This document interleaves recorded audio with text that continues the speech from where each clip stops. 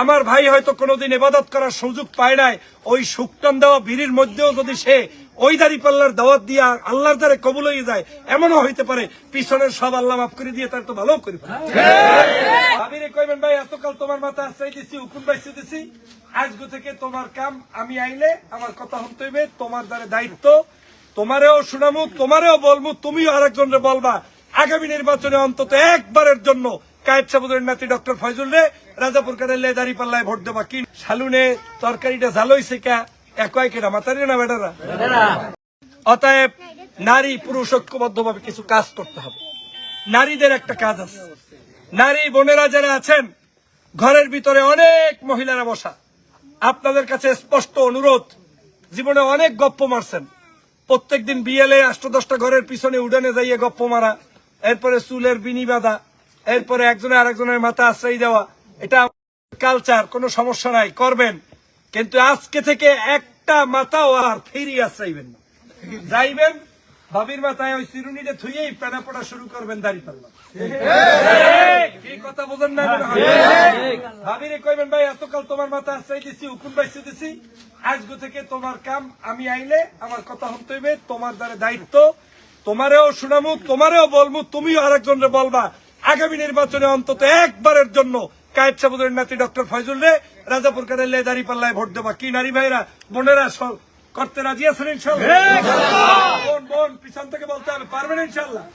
ওই যে সাদা স্কার্ট পরে হাত তুলে একটু দেখান, আপনি ওই যে মরামরি করতে আছেন, আপনি কর হাত তুলে দেখান, পারবেন ইনশাআল্লাহ? ইনশাআল্লাহ ইনশাআল্লাহ, একটা তালি দেন সবাই। দ্বিতীয় কাজ আপনাদের জন্য, আপনারা কমপক্ষে 20 জন মহিলাকে, সে আপনার ভদ্র বোন, মা কিংবা যেখানেই থাকুক, ফোন করবেন। তৃতীয় কাজ, নির্বাচনের রাত্রে ঘুমাইবেন না। 11 তারিখ সারা রাত, মানে রাত 12টা পর্যন্ত ঘুমাইবেন। রাতের বেলা বাসার মধ্যে ভালো খাবারটা রান্না করে স্বামীকে আদর যত্ন করে তুলে ঘুম থেকে আপনি সহ আপনার আত্মীয় স্বজন সহ সবার আগে ভোট সেন্টারে ভোট দিয়া ভোট গুন্যা তারপরে বাড়ি এসে বিজয় মিছিল করে ঘুমাইতে হবে। পারা যাবে ইনশাআল্লাহ? পুরুষদের জন্য পরামর্শ, আপনারা চা খান দোহানে,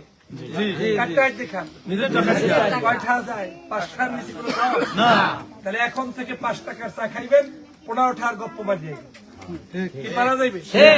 নিজে 5 টাকার চায়ের অর্ডার দিয়েই শুরু করবেন। আবু তালেব খবর কি? শুনলাম যে এই সব জায়গায় ডক্টর ফয়জুলের জয় জয়কার অবস্থা, এদিকে দাঁড়িপাল্লার কি কারবারটা কি, ঘটনা কি, ঘটলে কি? এদের সাথে আনলে না কোনোদিন, এক হওয়ার পরে আশেপাশে আরো 5-10 জন থাকবে না, এরা আবার এই মিডল লাগে পড়বে কি পড়বে না? এই প্যানাই আপনার একটা বড় ধরনের খেদমত, যেটা আপনার 100 টাকা খরচ করে করা লাগে না। দৈনিক বিড়ি খান না 5টা-10টা, ওই বিড়িটা যে দোকান দিয়ে খাইবেন, ওই বিড়ির অর্ডার দেবেন, আর লগ বিড়ির একটা শুকটান মারিয়ে এই লগ কি খবরটা কি কদে তোর, এই যে কারবারটা কি দেশে দেখছো, দাঁড়িপাল্লা ছাড়া এদের সাথে কোনো মানুষই দেখি না। এই কামটা করলে আপনার, শোনেন, আমি তো গল্পের ছলে বলার কারণে আপনার আনন্দ লাগতেছে, কিন্তু এমনও হইতে পারে আমার ভাই হয়তো কোনোদিন ইবাদত করার সুযোগ পায় নাই, ওই শুকটান দেওয়া বিড়ির মধ্যেও যদি সে ওই দাঁড়িপাল্লার দাওয়াত দিয়া আল্লাহর দ্বারে কবুল হয়ে যায়, এমনও হইতে পারে পিছনের সব আল্লাহ মাফ করে দিয়ে তার তো ভালো করে। কোন অবস্থায় বসে থাকবেন না, যে জায়গায় যাইবেন ওই জায়গায় দাঁড়িপাল্লার দাওয়াত দিতে রাজি আছেন ইনশাআল্লাহ? এতে কি টাহা লাগবে? মুই যা খাই হেই আবার খামো ফাহে দাঁড়িপাল্লার গান কইয়াম, কি পারা যাইবে? 3 নাম্বার, আমরা ভদ্রলোক স্বামীরা মোটামুটি বউগুলোকে তো খাতিল আছে না নাকি? খাতিল আছে, কোথায় খাতিল আছে? নুন দেয় নাই কা, শালুনে তরকারিটা ঝাল হইছে কা একই কেনা মাতারি না বেটারা। আমার জামা কাপড় আয়রন নাই কা, আমার লঙ্গিটা এখনো হুগাই নাই কা, হুগাই নাই দিকে হুগাই নাই, হ্যাঁ আল্লাহ দিয়েছি। এই যে কারবার করিয়ে বউগুলোকে যে খাতিলটা নষ্ট হইছে, এই জোড়াতালি দিতে হইবে কি হইবে না? কি করা যাইবে? এই জন্য একটা পরামর্শ আছে, আধা কেজি মুড়ি কিনবেন, 3-4টে পেঁয়াজ কিনবেন, নিজ দায়িত্বে বানাইবেন, বাসায় যাই বইবেন, মাথায় রেখে বেড়া আসবে, এত ভদ্রলোক হয়ে গেলে কা সারাদিন এই খিসখিস করে এককালে 34 মেসে রৌদের নান, আর আইস গাই এককালে মুড়ি টুড়ি লই বইছে।